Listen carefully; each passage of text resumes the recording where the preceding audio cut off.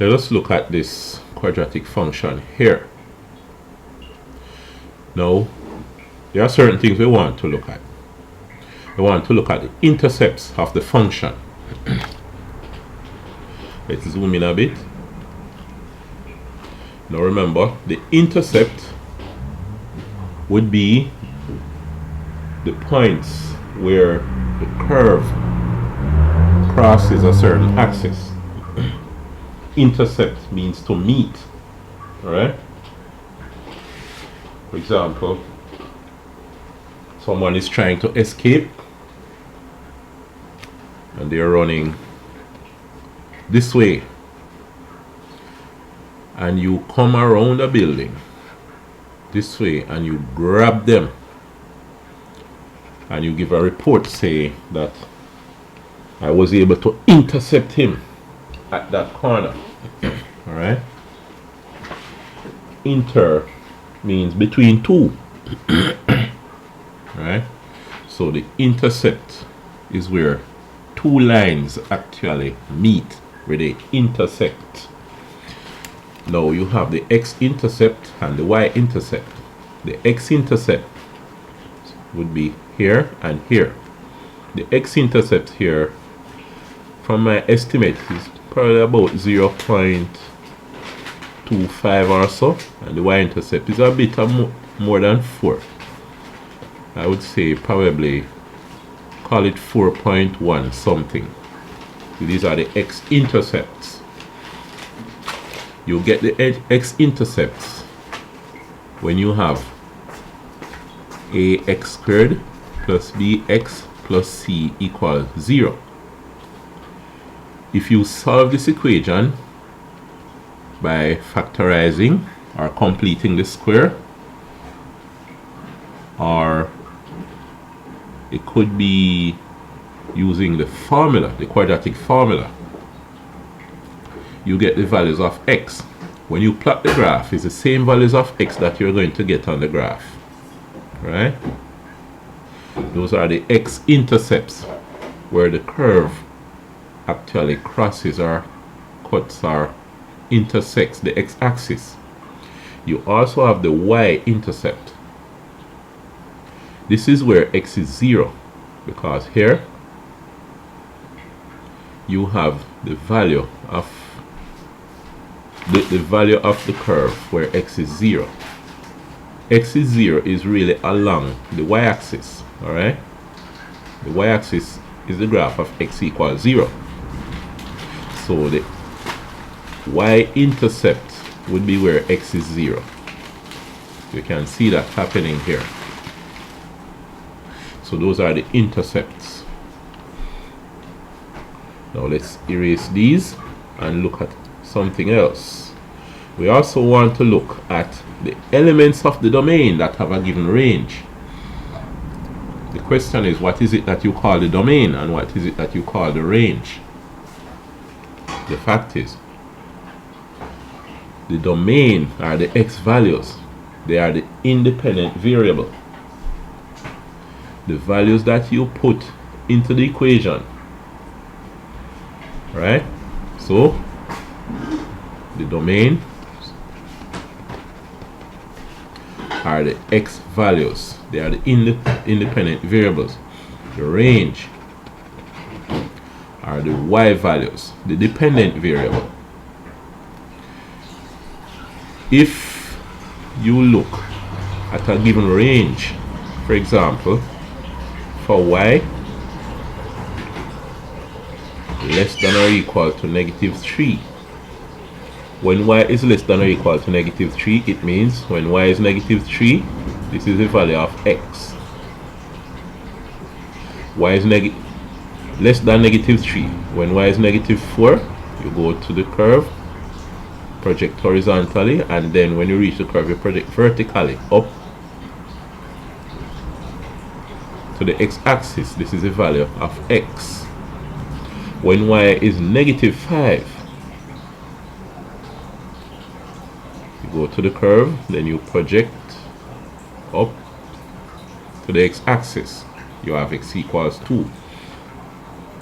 The thing is, when y when the domain is negative 3, you know, when y is negative 3, you could also project out here and go to the curve, to the x-axis. You could project out here when x is negative 4. You could continue to project to this other point on the curve, and you would go towards the x-axis. Alright? When x is negative 3.5, the value of y is here. When x is negative 4.5, the value of y is here. No. Mistake. When x is negative 4.5, you go to the curve and then you go to the x-axis. You also could project out here and go to the x-axis. When x is negative 3 point something, 3.3, 3.2, whatever it is, you project to the curve and you meet the x-axis, just like this. Now the thing is, what I'm saying is for the values of x of y less than or equal to negative 3, there are certain values of x. You can go to negative 6, but it wouldn't make sense. If you go below negative 5, you would be missing the curve. Alright? So there is no value of x for y less than negative 5. So it doesn't make sense to go to negative 6, negative 7, and so on. Now, when y is negative 3 or below, you have a certain range of values of x, and you have them right there. Right? Let me shade the ranges of x, so you can use the graph to tell that when y has this range of values, x has this range of values. Alright? You can see that. So these are, using the graph, these are the range of values of the image of the domain for a given range of values of the image. The range is also called the image, right? So what we looked at a while ago are the elements of the domain, the elements of x for a given image. Now here you can say when x is negative 3, what is y? You project to the graph horizontally, then you go up to x and you say that is the value of y. Right? That is using the graph to estimate what that value is. The fact is, you can also calculate it, but if you're asked to use the graph to do it, then you use the graph. Right? Let me erase some of what I have here. If I ask you, use the graph to estimate the value of x for which y is negative 4. You just go to y is negative 4, project horizontally to the curve, then you project vertically up to the graph, and you say, it is 1. Alright? It's 1 there. What is the value of x when y is negative 4.5? Negative 4.5 is about here. So you project horizontally to the graph, you meet the graph, then you project vertically upwards, and you see that x is 1 point something. It doesn't reach 1.5. 1.5 would be about here. It looks like 1 point, maybe 3, call it 1.3. So you estimate that x equals 1.3 when y is negative 4.5. Alright? So you have given a certain value of x when you have presented a certain value of x when you have a certain value of y. Alright? Another thing we want to look at is how do you give the image of a given function, the image of a given element in the domain. In other words, the x value of a given y value is the same thing that we looked at. You are given the y value. What is the x value? You project horizontally to the curve. When you meet the curve, you project vertically to the x value, to the x-axis, right? And you get your x value. Now, we want the interval of the domain for which elements of the range may be greater than or less than a given point. Right? So, we want the interval of the domain. We want the interval of x when you're given y being a greater than or equal to a given point. That's what we did earlier. We had the range of values of y being less than or equal to 3, and we gave the range of values of x for which y is less than or equal to 3. Right? We could also say what the value of y is for x being, let's say, for x less than or equal to 1, or greater than or equal to 1, but less than or equal to 3.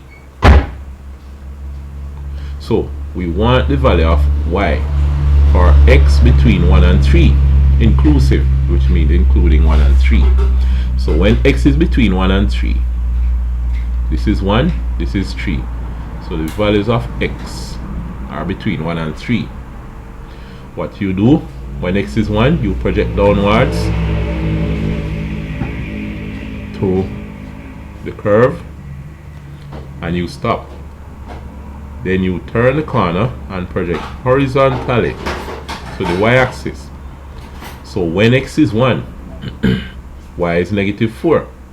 Alright?